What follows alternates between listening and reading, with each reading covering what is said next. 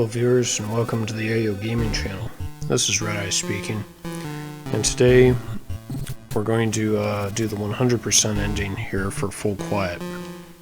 So in the previous episode I did the regular ending. So with that, all I need to do now is defeat the monster again. Or the final boss, the night creature. So I hope all of you are looking forward to that. Just gotta make my way to the mountain once again. Also going to do the fight a little bit differently with showing how you can kill it with the TNT. At least for the last phase of it. I'm not going to do it right at the beginning.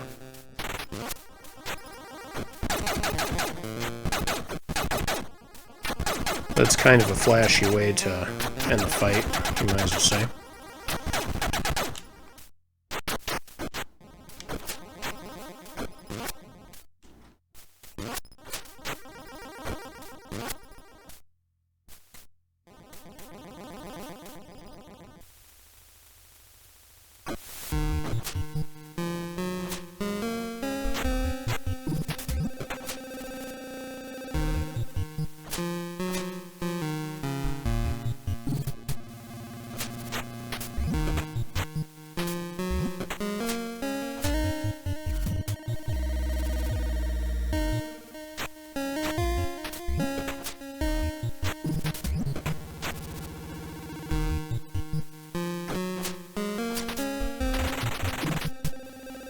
Alright, grab this flash ring.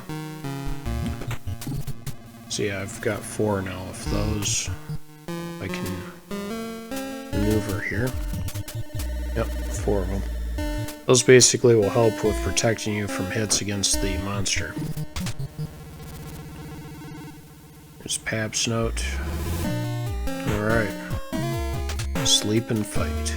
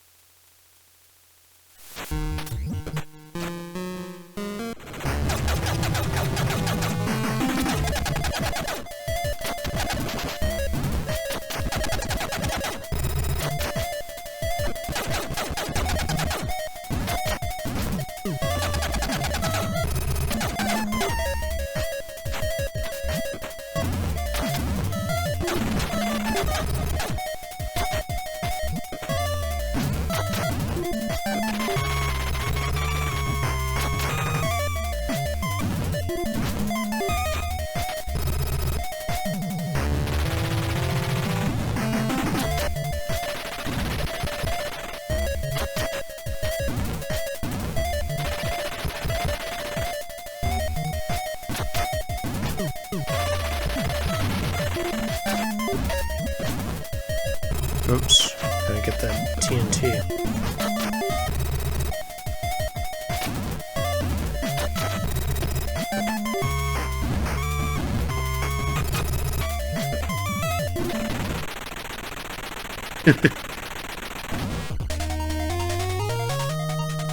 Talk about a yo gaming moment right there. Finish that monster off with some TNT. Anyway. Let's get to the last part here, and now you'll get to see the 100% ending. Which is actually kind of creepy, but also interesting in its own way.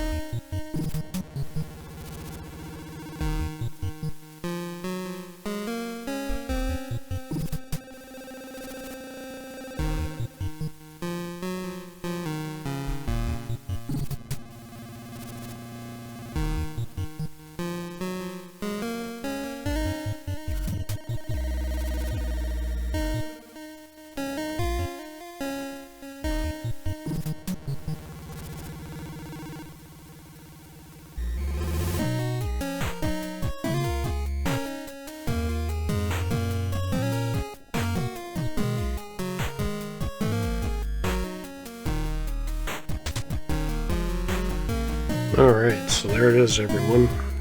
100% completion. And that was also the true ending of the game, basically. And it was pretty obvious anyway in some of the other cutscenes, at certain points, that there was something off about Ferris. And you see, obviously, the power went to his head, and he's now trapped himself and Hutch's wife in the other world. Basically like another dimension of the regular world. And now, if you look at the previous video with that ending, Pap and Hutch's son Joseph are now there as well. So I'm interested to really see what's going to happen, as far as if the next game will have you sort of switching back and forth with some stuff with Hutch, or is it just going to be playing as Joseph and Pap in the other world. So I can hardly wait for that sequel. It's probably going to be a while, but I'm looking forward to it.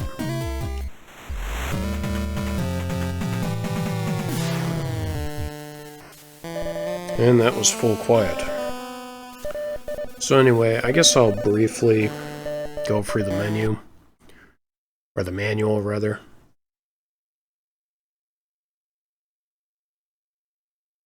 Just to show it.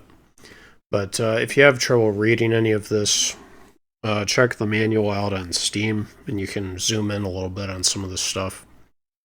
But it basically gives you a few hints, shows you how to do the different buttons for your actions.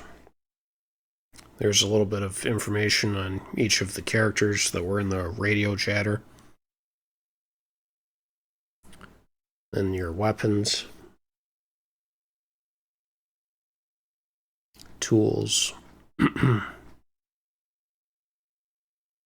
different items.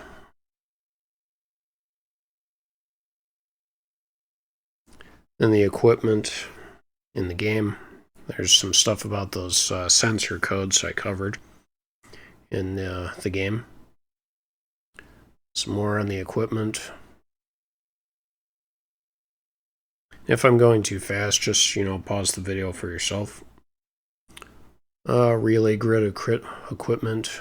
Yep. It's all that stuff. Then there's the map B overview.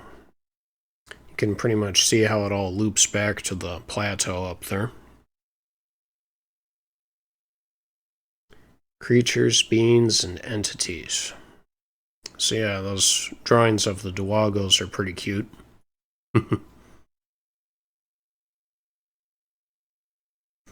Okay, creatures, beings, entities, continued. That one monster hanging on the tree there up in the left-hand corner is pretty creepy with those fangs. Some more creatures, beings, and entities. Basically, each of these should give you a little bit of a hint or idea of how to take them out. I found with some of the later ones, like the bomb up there, the fuse creature, and fungus plants that do the spores, you can get rid of those with the TNT. Okay, and then here's the keepers of the various places in the game. So the one on the left was at the forest. Rolled there on the right was up top, was at the Crags. Then at the bottom, the Dokrel Dank, or whatever. I probably butchered the name on that one, but who cares? Those guys were in the swamp, those spirits. And then down there on the bottom right is the night creature. Okay, here's the credits for the game.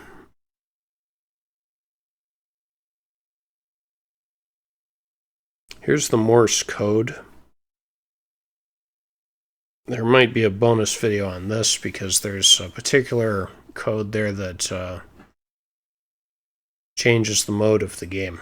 I'm not going to elaborate too much on that, but stick around for that bonus video when I do it. Then this just kind of gives you a little example of how you might want to make your own notes. For me, I spread it out a little more with the names of the places and just kind of put both the Morse and the color codes together. I also, for myself, drew the arc codes, so I didn't have to try to remember those if the boxes were spread out from the radio and all that. So, but yeah, definitely take some notes. It just makes it easier without having to remember too much.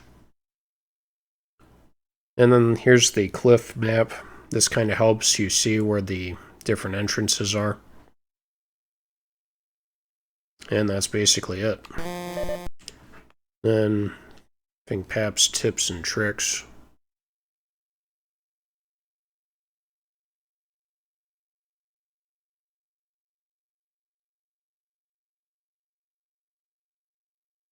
Yep, just gives you a few tips there to kind of help you out. But anyway, that's basically it for this game. At least until I do those 2 bonus videos. But anyway, I hope all of you enjoyed this walkthrough. Let me know if any of my videos helped you out with 100%ing the game or just with figuring things out. And I hope to see all of you in one of my other video game series I eventually do on the channel. Anyway, have a nice day and thank you once again for tuning in. Bye.